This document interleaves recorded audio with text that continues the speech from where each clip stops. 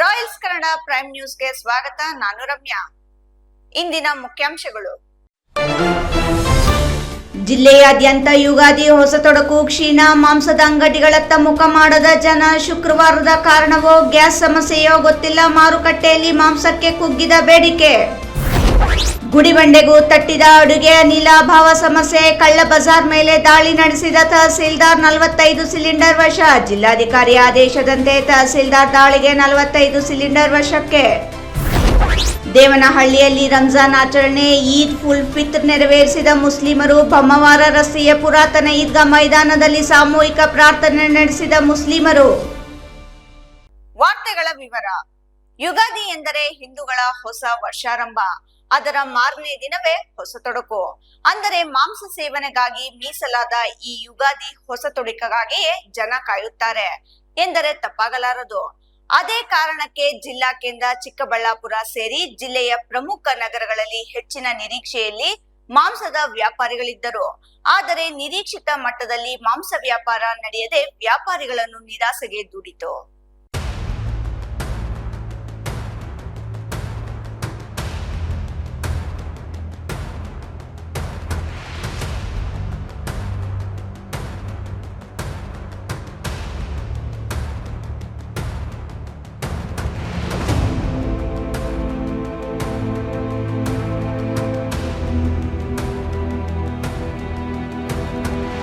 ಹೌದು, ಯುಗಾದಿ ಹೊಸತೊಡಕು ಎಂದರೆ ಭರ್ಜರಿ ಬಾಡೂಟ. ಆದರೆ ಈ ಬಾರಿ ಕಾರಣ ಗೊತ್ತಿಲ್ಲವಾದರೂ ಹೆಚ್ಚು ಜನರು ಮಾಂಸದ ಅಂಗಡಿಗಳತ್ತ ಮುಖ ಮಾಡಲಿಲ್ಲ. ಹೊಸತೊಡಕಿಗೆ ಹೆಚ್ಚು ವ್ಯಾಪಾರ ನಡೆಯಲಿದೆ ಎಂಬ ನಿರೀಕ್ಷೆಯಲ್ಲಿ ಮಾಂಸದ ಅಂಗಡಿ ವ್ಯಾಪಾರಿಗಳು ಅಂಗಡಿಗಳ ಮುಂದೆ ಪೆಂಡಲ್ ಹಾಕಿ, ಕುರ್ಚಿಗಳು ಹಾಕಿ ಮಾಂಸ ಕತ್ತರಿಸಲು ಹೆಚ್ಚು ಆಳುಗಳನ್ನು ನಿಯೋಜಿಸಿಕೊಂಡು ಸಿದ್ಧವಾಗಿದ್ದರು. ಆದರೆ ಬೆಳಗಾಗುತ್ತಲೇ ಜನರು ಮಾತ್ರ ಮಾಂಸದ ಅಂಗಡಿಗಳತ್ತ ಮುಖ ಮಾಡದಿರುವುದು ಮಾಂಸದ ವ್ಯಾಪಾರಿಗಳಿಗೆ ತೀವ್ರ ನಿರಾಸೆ ಮೂಡಿಸಿದೆ. ಯುಗಾದಿ ಹಬ್ಬ ಗುರುವಾರ ಬಂದಿದೆ.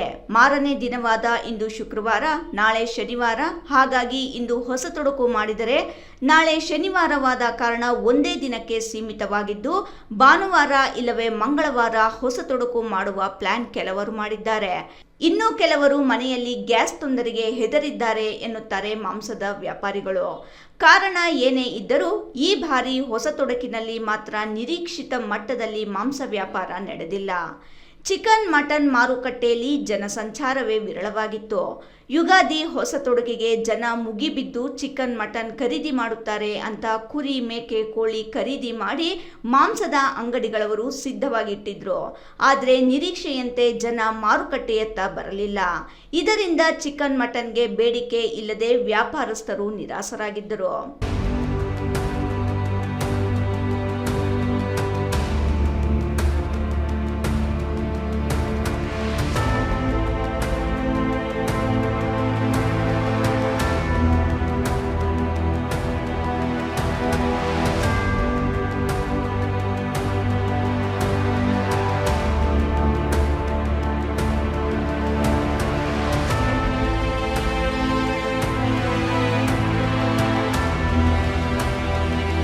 ವ್ಯಾಪಾರಿಗಳು ಸಾಕಷ್ಟು ಪ್ರಮಾಣದಲ್ಲಿ ಚಿಕನ್ ಮತ್ತು ಮಟನ್ ಸಿದ್ಧಪಡಿಸಿ ಮಾರಾಟಕ್ಕೆ ಇಟ್ಟಿದ್ದರು.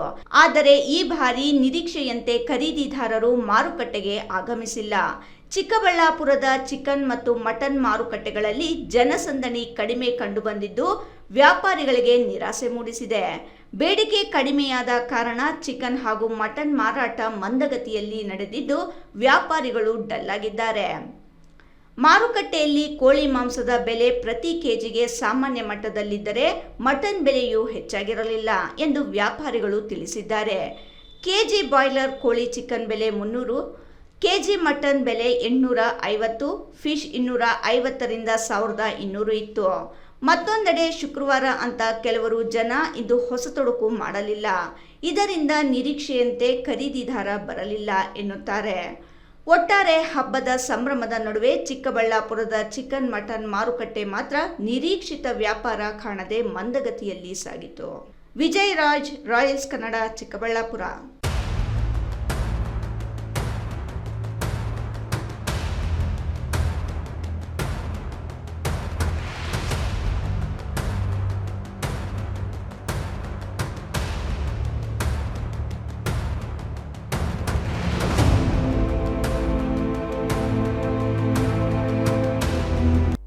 ದೇಶಾದ್ಯಂತ ಉಂಟಾದ ಎಲ್ಪಿಜಿ ಸಿಲಿಂಡರ್ಗಳ ಕೊರತೆ ಇದೀಗ ಗ್ರಾಮೀಣ ಪ್ರದೇಶಗಳಿಗೂ ತಲುಪಿದ್ದು, ಗುಡಿಬಂಡೆ ತಾಲೂಕಿನಲ್ಲಿ ಅಡುಗೆ ಅನಿಲ ಸಮಸ್ಯೆ ಗಂಭೀರ ಬಿಕ್ಕಟ್ಟಾಗಿ ಪರಿಣಮಿಸಿದೆ.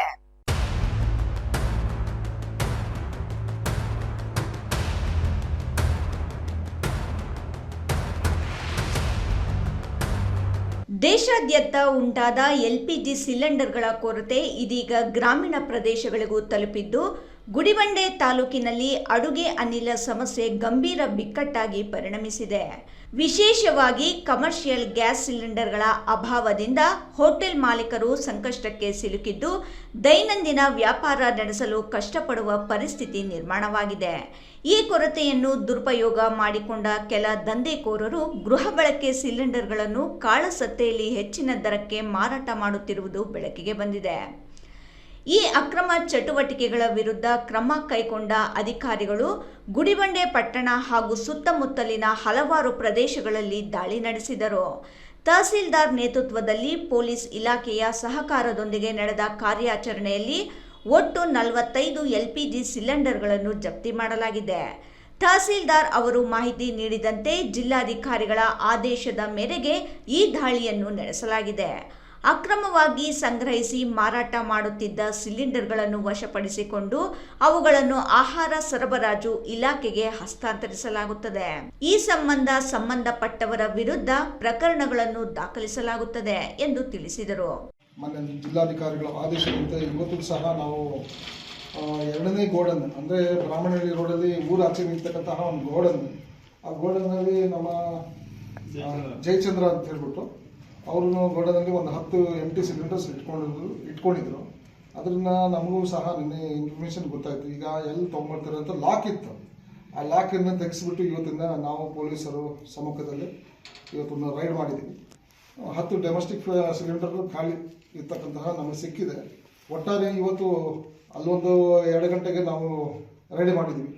ಇವತ್ತೊಂದು ಸಹ ಒಟ್ಟಾರೆ 64 ಸಿಲಿಂಡರ್, ಅದರಲ್ಲಿ 35 ಫುಲ್ ಇತ್ತು. ಉಳಿದಿರ್ತಕ್ಕಂತಹ ಎಲ್ಲ ಖಾಲಿ ಮಾಡಿದ್ವಿ.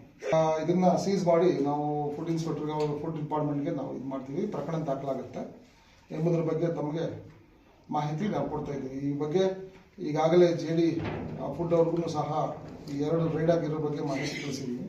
ಇದಲ್ಲದೆ ಮೊನ್ನೆ ಜಿಲ್ಲಾಧಿಕಾರಿಗಳು ಸಹ ನಾವು ರೈಟಿಂಗಲ್ಲಿ ನಾವು ಪ್ರಸ್ತಾವನೆ ಕಳಿಸ್ತೀವಿ. ಮಹೇಶ್, ರಾಯಲ್ಸ್ ಕನ್ನಡ, ಗುಡಿಬಂಡೆ.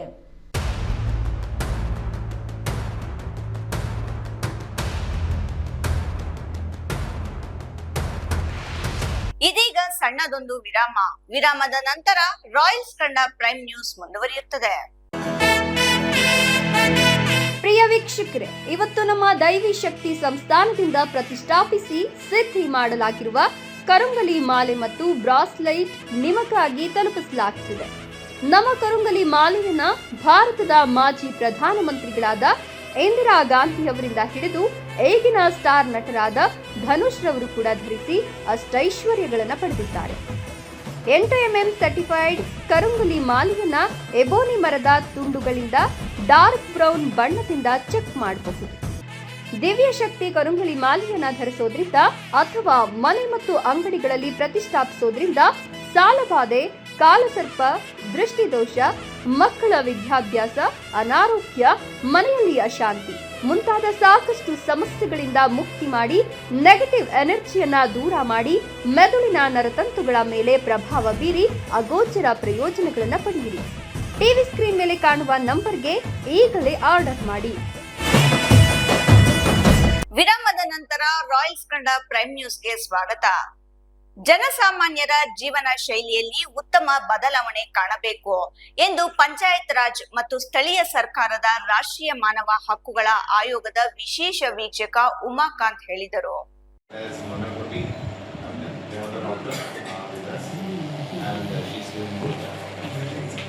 ಜನಸಾಮಾನ್ಯರ ಜೀವನ ಶೈಲಿಯಲ್ಲಿ ಉತ್ತಮ ಬದಲಾವಣೆ ಕಾಣಬೇಕು ಎಂದು ಪಂಚಾಯತ್ ರಾಜ್ ಮತ್ತು ಸ್ಥಳೀಯ ಸರ್ಕಾರದ ರಾಷ್ಟ್ರೀಯ ಮಾನವ ಹಕ್ಕುಗಳ ಆಯೋಗದ ವಿಶೇಷ ವೀಕ್ಷಕ ಉಮಾಕಾಂತ್ ಹೇಳಿದರು. ದೇವನಹಳ್ಳಿ ತಾಲೂಕಿನ ಜಾಲಿಗೆ ಮತ್ತು ಕನ್ನಮಂಗಲ ಗ್ರಾಮ ಪಂಚಾಯಿತಿಗಳಿಗೆ ಭೇಟಿ ನೀಡಿ ಮಾತನಾಡಿದ ಅವರು, ಜಾಲಿಗೆ ಗ್ರಾಮ ಪಂಚಾಯಿತಿ ದೇಶದಲ್ಲಿಯೇ ಉತ್ತಮ ಸ್ಥಾನದಲ್ಲಿದೆ. ಸ್ಥಳೀಯ ಸರ್ಕಾರಗಳ ಆಡಳಿತ ವೈಖರಿಗಳು, ಯೋಜನೆಗಳ ಅನುಷ್ಠಾನ, ಸರ್ಕಾರದ ಧ್ಯೇಯೋದ್ದೇಶಗಳನ್ನು ಸಾಕಾರಗೊಳಿಸುವಲ್ಲಿ ಗ್ರಾಮ ಪಂಚಾಯಿತಿಗಳ ಪಾತ್ರ ಹೆಚ್ಚು ಇದೆ. ಗ್ರಾಮೀಣ ಭಾಗದಲ್ಲಿ ಅನೇಕ ಯೋಜನೆಗಳನ್ನು ಅನುಷ್ಠಾನಗೊಳಿಸಿ ಯಶಸ್ವಿಗೊಳಿಸುವುದರ ಮೂಲಕ ಸರ್ಕಾರದ ಆಶಯಗಳನ್ನು ಸಾಕಾರಗೊಳಿಸಬೇಕು.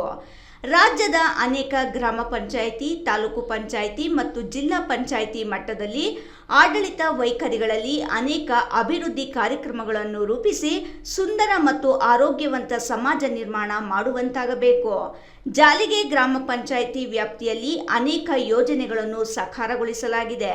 ಮತ್ತಷ್ಟು ಯೋಜನೆಗಳನ್ನು ರೂಪಿಸಿಕೊಂಡು ಜನಸಾಮಾನ್ಯರಿಗೆ ಅನುಕೂಲವಾಗುವಂತೆ ಮತ್ತು ಗ್ರಾಮ ಪಂಚಾಯಿತಿ ಆದಾಯ ಹೆಚ್ಚಿಸುವ ನಿಟ್ಟಿನಲ್ಲಿ ಉತ್ತಮ ಯೋಜನೆಗಳನ್ನು ರೂಪಿಸಿಕೊಳ್ಳಬೇಕು. ಕ್ಷಯ ಮುಕ್ತ ಗ್ರಾಮ ಪಂಚಾಯಿತಿಯಾಗಿದೆ, ಆದರೆ ಯಾವುದೇ ಪ್ರಕರಣ ಇರದಂತೆ ನೋಡಿಕೊಳ್ಳಬೇಕು ಎಂದು ಸಲಹೆ ನೀಡಿದರು. ಗ್ರಾಮ ಪಂಚಾಯಿತಿ ಮಟ್ಟದಲ್ಲಿ ಆಗಿರುವ ಅನೇಕ ಅಭಿವೃದ್ಧಿ ಕೆಲಸಗಳನ್ನು ವೀಕ್ಷಿಸಿ ಶ್ಲಾಘನೆ ವ್ಯಕ್ತಪಡಿಸಿದರು. ಜಾಲಿಗೆ ಗ್ರಾಮ ಪಂಚಾಯಿತಿ ಪಿಡಿಒ ಎಚ್ ಪ್ರಕಾಶ್ ಗ್ರಾಮ ಪಂಚಾಯಿತಿಯ ಕಾರ್ಯವೈಖರಿ ಮತ್ತು ಅಭಿವೃದ್ಧಿ ಕಾಮಗಾರಿಗಳ ಅನುಷ್ಠಾನ ಮತ್ತು ಸರ್ಕಾರದ ಯೋಜನೆಗಳನ್ನು ಕಾರ್ಯರೂಪಕ್ಕೆ ತರುವಲ್ಲಿ ಕೈಗೊಂಡ ಅನೇಕ ಕಾರ್ಯಕ್ರಮಗಳನ್ನು ವಿವರಿಸಿದರು. ಈ ವೇಳೆ ಜಿಲ್ಲಾ ಪಂಚಾಯಿತಿ ಉಪ ಕಾರ್ಯದರ್ಶಿ ಶಿವಕುಮಾರ್, ತಾಲೂಕು ಪಂಚಾಯಿತಿ ಇಒ ಶ್ರೀನಾಥ್ ಗೌಡ, ಯೋಜನಾ ನಿರ್ದೇಶಕ ಮೋಹನ್ ಕುಮಾರ್ ಇದ್ದರು.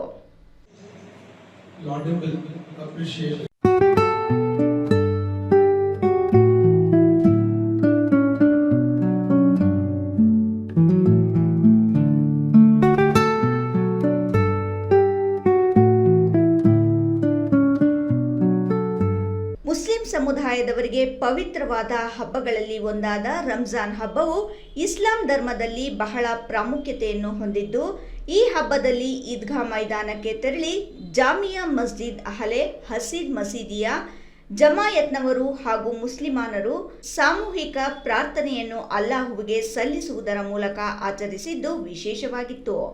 ಮಹಿಳೆಯರು ಸಹ ಈದ್ಗಾ ಮೈದಾನದಲ್ಲಿ ಪ್ರತ್ಯೇಕವಾಗಿ ಈದ್ ನಮಾಜ್ಗೆ ನೆರವೇರಿಸಿದರು. ಜಾಮಿಯಾ ಮಸೀದಿಯ ಮುಖಂಡ ಶರ್ಬಿ ಮಾತನಾಡಿ, ಸುಮಾರು ವರ್ಷಗಳಿಂದ ನಡೆದುಕೊಂಡು ಬರುತ್ತಿರುವ ಧಾರ್ಮಿಕ ಸಂಪ್ರದಾಯ ಇದಾಗಿದೆ. ದೇವನಹಳ್ಳಿಯಲ್ಲಿ ಸೌದಿ ಅರೇಬಿಯಾದಲ್ಲಿ ನಡೆಯುವಂತೆ ಇಲ್ಲಿಯೂ ಸಹ ಹಬ್ಬ ಆಚರಣೆ ಮಾಡಲಾಗುತ್ತದೆ. ಮಹಿಳೆಯರು, ಮಕ್ಕಳು ಸಹ ಭಾಗಿಯಾಗಿದ್ದಾರೆ. ಎಲ್ಲರಿಗೂ ಹಬ್ಬದ ಶುಭಾಶಯ ಎಂದರು.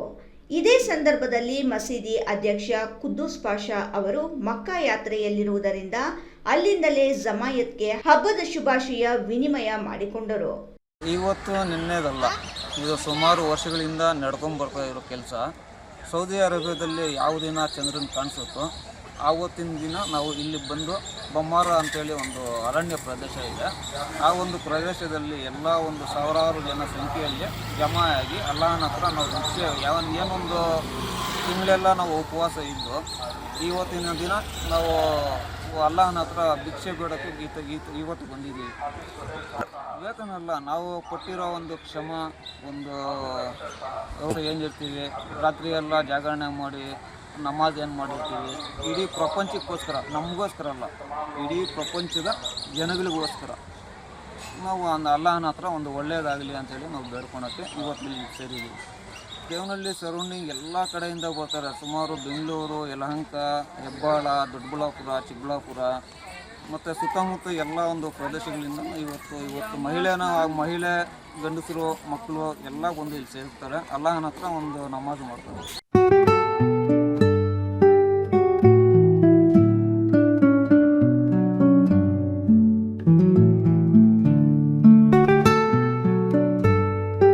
ಶಿಡ್ಲಘಟ್ಟ ನಗರದ ರೇಣುಕಾ ಯಲ್ಲಮ್ಮ ದೇವಿ ಹಸಿ ಕರಗ ಗುರುವಾರ ರಾತ್ರಿ ವಿಜೃಂಭಣೆಯಿಂದ ನಡೆಯಿತು. ರೇಣುಕಾ ಯಲ್ಲಮ್ಮ ದೇವಿ ಕರಗ ಯುಗಾದಿಯ ದಿನ ಧ್ವಜಾರೋಹಣದಿಂದ ಆರಂಭವಾಗಿ 6 ದಿನಗಳ ಕಾಲ ಅನೇಕ ಪೂಜಾ ಕಾರ್ಯಕ್ರಮಗಳನ್ನು ಒಳಗೊಂಡಿರುತ್ತದೆ.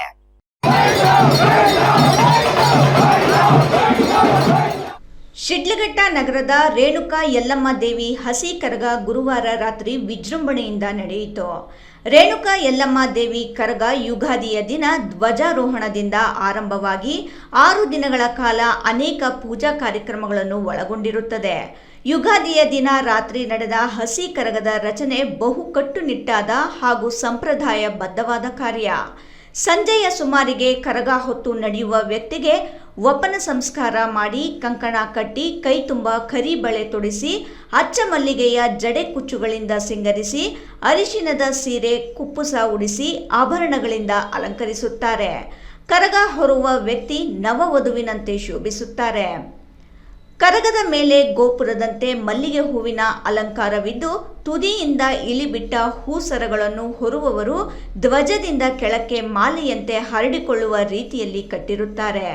ಕರಗವನ್ನು ಹೊತ್ತ ಮೇಲೆ ಮತ್ತೊಮ್ಮೆ ವಿಶೇಷ ಮಂಗಳಾರತಿಯಾದ ನಂತರ ಸ್ತುತಿ ಪದ್ಯಗಳನ್ನು ಹೇಳುವ ಪೂಜಾರಿ ಹಾಗೂ ವೀರಕುಮಾರರ ರಕ್ಷಣೆಯಲ್ಲಿ ಗುಡಿಯ ಅಂಗಳ ಬಿಟ್ಟ ಕರಗ ನಗರದ ಪ್ರಮುಖ ಬೀದಿಗಳಲ್ಲಿ ಸಂಚರಿಸಿ ಬೆಳಗಿನ ಜಾವಕ್ಕೆ ಮತ್ತೆ ಗರ್ಭಗುಡಿ ಪ್ರವೇಶಿಸಿತು. ದಾರಿಯುದ್ದಕ್ಕೂ ಭಕ್ತಾದಿಗಳಿಂದ ಪೂಜೆ ಸೇವೆ ನಡೆಯಿತು.